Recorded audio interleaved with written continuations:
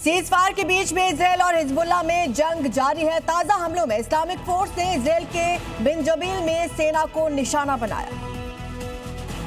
Hezbollah के ऐसे हमलों से साफ है कि अब इस्लामिक फोर्स ज्यादा एडवांस और मॉडर्न हो गई है, क्योंकि हिजबुल्लाह ने आईडीएफ के निमरा मिलिट्री व्हीकल पर फाइबर ऑप्टिकल ड्रोन से हमला किया। इस ड्रोन के जरिए ऑपरेटर एक पतले फाइबर ऑप्टिक केबल के जरिए कई किलोमीटर दूर से सटीक अटैक करते हैं।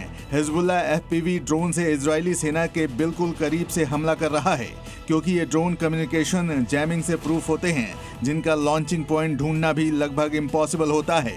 बड़ी खबर, ईरान की ओर से एक बड़ा दावा किया गया है। उसने कहा हॉर्मुज में हमने अमेरिकी नेवी शिप पर हमला किया है। ईरान का दावा है कि अमेरिका के नेवी जहाजों पर उसने मिसाइल्स को दाग किया और इस हमले में अमेरिकी जहाजों को बड़ा नुकसान पहुंचा। हालांकि ईरान के दावे को अमेरिका ने खारिज किया है। अमेरिका का साफ साफ कहना है कि हॉर्मुज में उसके किसी नेवी जहाज पर हमला हुआ ही नहीं है। खबर स्पेन से है, जहां दिन दहाड़े हुई चाकूबाजी ने दहशत फैला दी। एक महिला की गला रेत कर हत्या की गई। हमलावर वारदात के बाद से फरार है। चश्मदीदों के अनुसार हमलावर ने अल्लाह इज ग्रेट चिल्लाया और हमला कर दिया था। स्पेन के एक लोकप्रिय पर्यटन स्थल पर चाकूबाजी की सनसनीखेज घटना सामने आई है। चश्मदीदों के मुताबिक एक हमलावर ने महिला का गला रेत कर हत्या कर दी।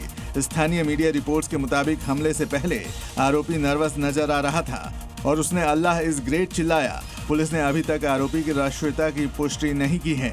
हालांकि रिपोर्ट्स में उसे मोरक्को मूल का बताया जा रहा है। घायल 58 साल के जोस लुइस ने बताया कि उसने महिला को बचाने की कोशिश की, लेकिन नहीं बचा पाया।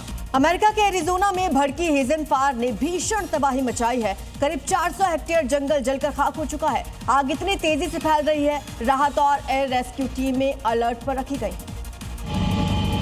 अमेरिका के एरिजोना राज्य में लगी भीषण जंगल की आग तेजी से फैल रही है। रिपोर्ट के मुताबिक आग अब तक 400 हेक्टेयर करीब 988 एकड़ से ज्यादा इलाके में फैल चुकी है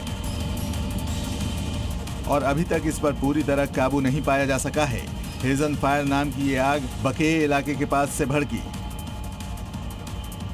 Arizona DPS air rescue team ने प्रभावित इलाकों में गहन तलाशी अभियान चलाया और स्थानीय एजेंसियों के साथ मिलकर इलाके को सुरक्षित किया। ब्राजील में एक विमान इमारत से टकरा गया। अचानक से आई इस तकनीकी खामी की वजह से जो हादसा हुआ है उस पर अपडेट्स आएंगे, हम पहुंचाएंगे आपसे। फिलहाल ये खबर आ रही है, ये ब्राजील में हादसा हुआ, विमान हादसा हुआ। विजुअल्स आपके सामने आप देख सकते हैं ये विमान हादसा, जिसमें इमारत से ये विमान टकराता हुआ नजर आ रहा है। अब इस पर कितनी कैजुअलिटीज हुई हैं उसको लेकर थोड़ा इंतजार अपडेट का बाकी है, लेकिन ये बड़ा हादसा विमान का ब्राजील में हुआ है। विमान ने शहर के पंपूला हवाई अड्डे से उड़ान भरी थी और सिल्वेरा इलाके में एक 3 मंजिला आवासीय इमारत से जा टकराया। देखिए इस वीडियो को। एक विमान कुछ इमारतों के बीच उड़ता दिखाई दे रहा है, लेकिन कुछ दूरी उड़ने के बाद विमान ने टर्न लिया और पीछे की ओर लौटा और एक इमारत से टकरा गया। विमान में सवार पायलट और को पायलट की मौत हो गई, जबकि 3 अन्य यात्रियों को गंभीर हालत में अस्पताल में भर्ती कराया गया है। गनीमत रही है कि उस वक्त वहां जो लोग मौजूद थे वो बाल बाल बच गए। बताया गया कि विमान उड़ान भरने के कुछ ही मिनट बाद टेक ऑफ के दौरान कुछ तकनीकी कठिनाइयों के कारण दुर्घटनाग्रस्त हो गया। शास्त्रीय नृत्य की गरिमा को नई ऊंचाइयों तक पहुंचाने के लिए सोनल मानसिंह पुरस्कार की घोषणा की गई है। इसके साथ ही युवा प्रतिभागियों के लिए मेंटरशिप और नए अवसरों के द्वार भी खुल चुके हैं। Centre for Indian classical dances ने स्वर्ण जयंती वर्ष का शुभारंभ करते हुए सोनल मानसिंह पुरस्कार स्थापित किया है। संस्थान की स्थापना 5 दशक पहले नृत्यांगना डॉक्टर सोनल मानसिंह ने की थी। इस मौके पर लोगो लॉन्च किया गया, साथ ही 50 सालों की यात्रा को याद किया गया। हर साल 2 नर्तकों को सम्मानित किया जाएगा। साथ ही 2 युवाओं के लिए मेंटरशिप कार्यक्रम का भी ऐलान किया गया। संस्थान ने 5 दशकों में सैकड़ों कलाकार तैयार किए हैं।